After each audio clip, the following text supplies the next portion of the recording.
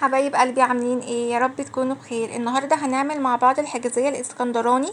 طبعا في ناس كتير بتحبها وان شاء الله هنعملها بطريقة سهلة وبسيطة والمقادير بسيطة وموجودة في كل بيت، وان شاء الله الفيديو ده هيخليكي استاذة في الحجازية.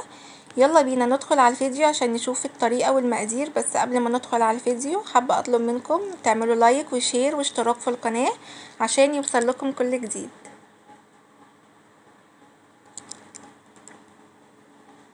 اول حاجة هجيب كوباية وهنزل بكيس من الخميرة الفورية او معلقة كبيرة من الخميرة الفورية ومعلقة كبيرة من السكر، وهملى نص الكوباية من المية الدافية، وهبدأ نخلط الخميرة مع السكر مع المية، وطبعا الحركة دي بتعمل تيست للخميرة. هغطيها وهسيبها على جنب. معايا بولة هنزل بكوبايتين من الدقيق عادي متعدد الاستخدام، ومعايا كوبايتين من الدقيق السميد اللي هو بدون اي اضافات بنشتريه من عند العطار عادي، ومعايا ربع معلقة صغيرة من البيكنج باودر، وعليهم 3 معالق من السكر،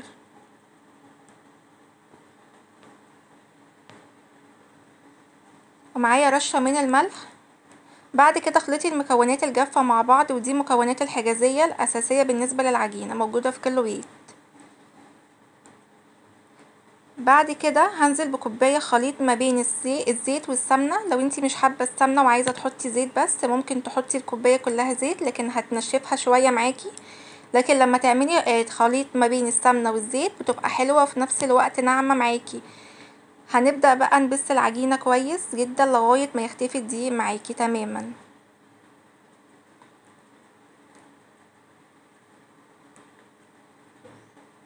هنبدأ نبس بالشكل دوت كده لغاية الدقيق ما يختفي معايا تماما.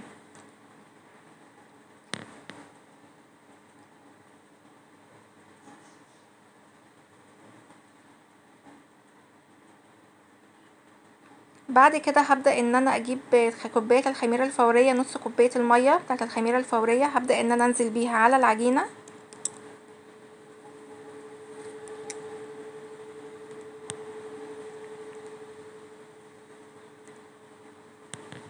هبدأ الم العجينة بالشكل دوت كده.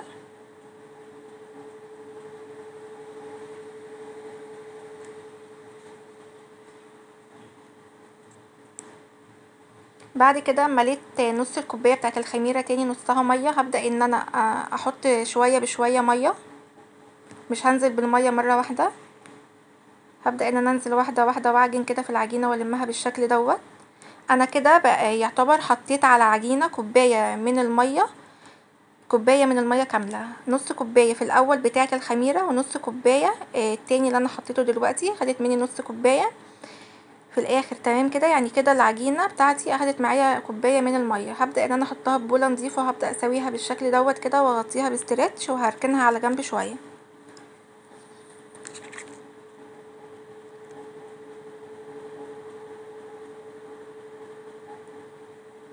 بعد كده هبدأ اعمل الحشوة، وهي عبارة عن كوباية دقيق من السميد، وكوباية من السكر، ومعلقتين كبار من القرفة. والقرفة دي اختياري، لو انتي مش حابة طعم القرفة ممكن تحطي كاكاو. بدأت اخلط المكونات الجافة، نخلطها كويس الاول كده مع بعض. بعد كده ابدأ انزل بالمية بالتدريج عشان نخليها عاملة زي الرمل المبلول. ببدأ احط المية بالتدريج، ما حطيتهاش كلها مرة واحدة.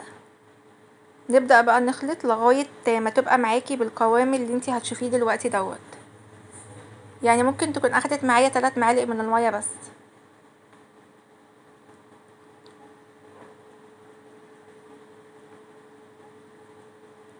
احنا مش عايزينها عجينة جامدة، احنا عايزينها تبقى شبه الرمل المبلول بالشكل دوت كده.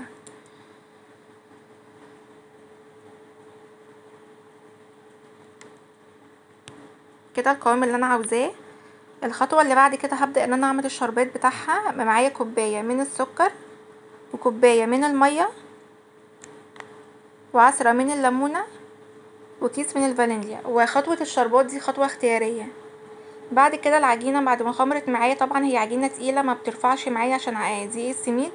هبدأ ان انا اخد نص العجينة وهفردها على صينية مدهونة بالسمنة. هبدأ ان انا افردها بالشكل دوت كده.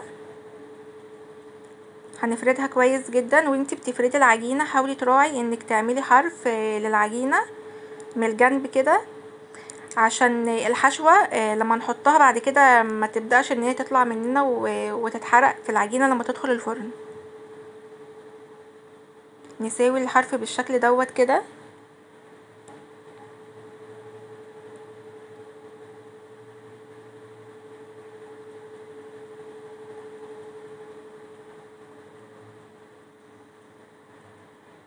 تمام كده العجينة بقت جاهزة معايا. هبدأ ان انا احط الحشوة، هبدأ انزل بالحشوة واحدة واحدة بالشكل دوت كده. دي حشوة السميد والقرفة والسكر اللي احنا عملناها، نحطها واحدة واحدة وهبدأ اوزعها انها تكون مالية العجينة كلها وتكون سوا واحد.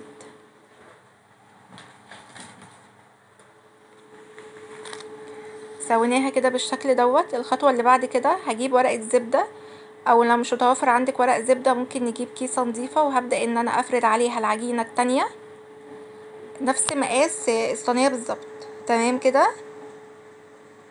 بعد ما فردتها بالشكل دوت هبدأ ان انا اشيلها، وهجيب الصينية وهبدأ ان انا انزل عليها بالشكل دوت كده.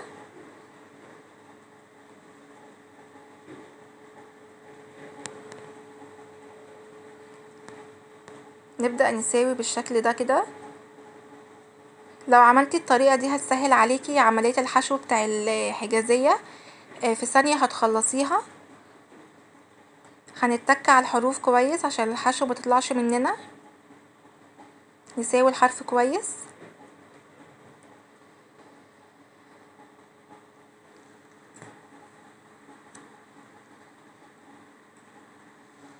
بعد كده نيجي لمرحلة التشكيل. انا شكلتها بشوكة بالشكل دوت، بخطوط بالشكل دوت، ودي اختيارية، وعملتها برضو خلف خلاف كده بالشكل دوت. ولو مش عايزة تشكليها طبعا دي ترجعلك. وطبعا الحجازية كده خلصتها. هبدأ بقى ان انا اقطعها. اهم حاجة ان الحجازية لازم تتقطع قبل ما تدخليها الفرن، عشان لو متقطعتش قبل ما تدخل الفرن هتتكسر منك ومش هتعرفي تقطعيها خالص. تمام كده. بعد كده هبدأ ادخلها الفرن على درجة حرارة 180. هتتحمر من تحت، بس هتتحمر من تحت الاول. بعد كده بعد ما الاقيها من الجوانب اللي هي احمرت، هبدأ ان انا اشغل لها الشواية تاخد لون ذهبي من فوق. هتبقى كده خلاص. تمام كده. انا بعد ما طلعت معايا بالشكل دوت كده وهي سخنة، هبدأ ان انا اسقيها الشربات بتاعها. اهم حاجة تسقيلها الشربات وهي سخنة. وطبعا زي ما قلتلك في الفيديو ان الشربات ده حاجة اختيارية، يعني ممكن ما تعمليهاش. سبتها تبرد تماما خالص. لازم تسيبيها تبرد قبل ما تقطعيها، عشان وانتي بتطلعيها ما تتقطعش منك. سيبيها تماما عشان لما تطلع تطلع معاكي القطعة، تطلع سهلة معاكي بالشكل دوت كده. ما شاء الله متحمرة من فوق ومن تحت،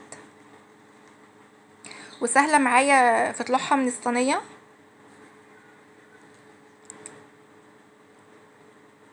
وده شكلها معايا ما شاء الله. شايفين شكلها جميل. نفتح بقى كده معانا.